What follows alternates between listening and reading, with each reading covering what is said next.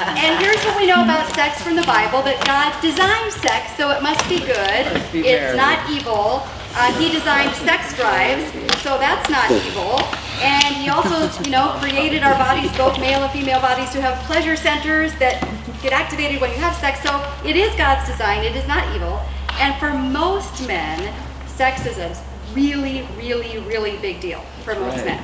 And I wanted to start out with 7 reasons why sex is so vital to your husband and why you should work at building a fantastic, robust, dynamic, vibrant sex life with him. Because men and women are wired differently, and so sometimes it's kind of hard to understand why most men have a very strong sex drive and we're like not always quite at the same level. Yeah. But let's just walk through a couple things. First of all, God commanded man to be fruitful and increase in number. That's in Genesis chapter 1.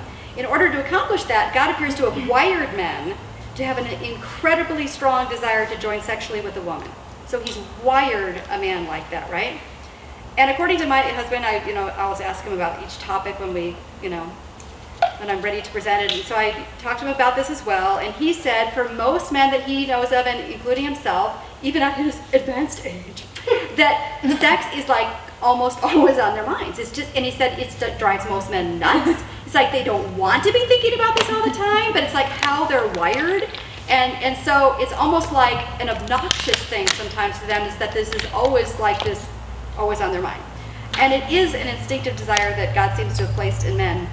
And God actually instructs men to get married if they can't control the desire for sex. 1 Corinthians 7:9 says, if they cannot control themselves, they should marry, for it's better to marry than to burn with passion.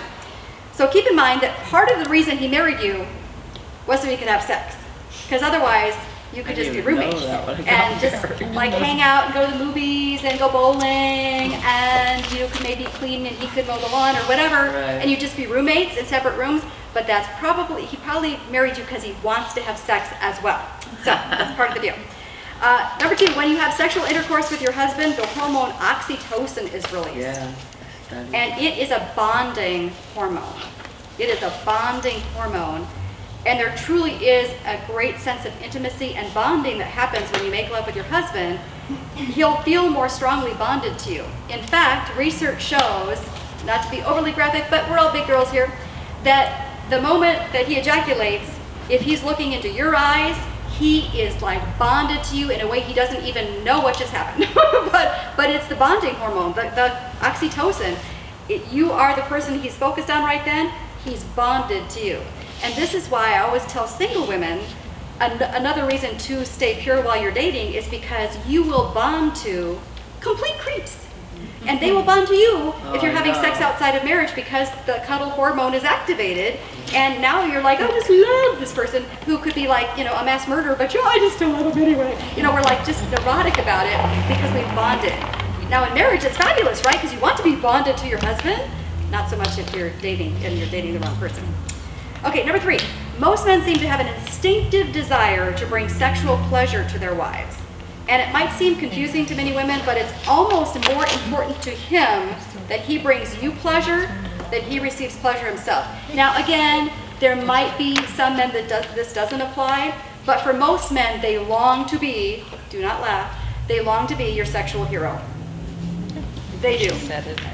They want to feel like the stud. Can we buy them a cape? Yeah. I'm just kidding. But they do. I mean, they're not going to say that to you because that would sound really dorky. I want to be your sexual hero. They're not going to say that. But they want to be your sexual hero. In fact, I was doing an interview today of a guy named Craig Gross who runs XXXchurch.com, which is one of the biggest programs in all of America to help men get free from pornography. And so we were talking about how men turn to porn, yes, because they're visual, of course, but that he said he believes in all his years of counseling men about this, that a much, maybe not stronger, but an equally strong pull to porn is because, and it's hard for us to understand this, but he wants to feel like the man. and he feels like the man when he's looking at this video image of this woman who seems to want him, which like we're like, she's not even real, she doesn't want you, but like in their fantasy land, she wants him, he feels like the man, and it's all back to that a man wants to feel valued, fulfilled, like he's your hero, like you need him. So just kind of keep that in the back of your mind too. That, and we talked about this last week in terms of porn-proofing and affair-proofing your marriage, that one of the biggest things you can do, oddly enough, is to just show him respect and that you value him and that he is the man, and find things that he's done well and compliment him, and he's like, yes. And he doesn't need to look for this elsewhere. Number 4, when your husband indicates he wants to make love to you, he's actually taking a huge risk. A huge risk. He's risking that you will say no, and that crushes a man's tender ego. He's basically asking, do you want me? Am I a good enough lover for you? That's kind of what he's asking. And when you say no, he takes that as like, I'm a failure. And he almost feels disrespected. Back to Ephesians 5:33, we know that wives are supposed to show respect to their husbands. He needs to know that you esteem him even sexually, that you want him sexually. It's especially emasculating for a man if he has a problem getting an erection or can't seem to please his wife sexually, feels totally emasculated. So just kind of keep all of these things in the back of your head as we're walking through this. Okay, 5th reason, making love to you greatly reduces his stress level. Most men carry a lot of stress, most women carry a lot of stress too. But, men might be feeling kicked around in the workplace, maybe they don't feel appreciated at work. For most men, sex not only allows them a physical release, but it can also make them feel successful at something, especially if you let them know that you were pleased. So let him know what pleases you.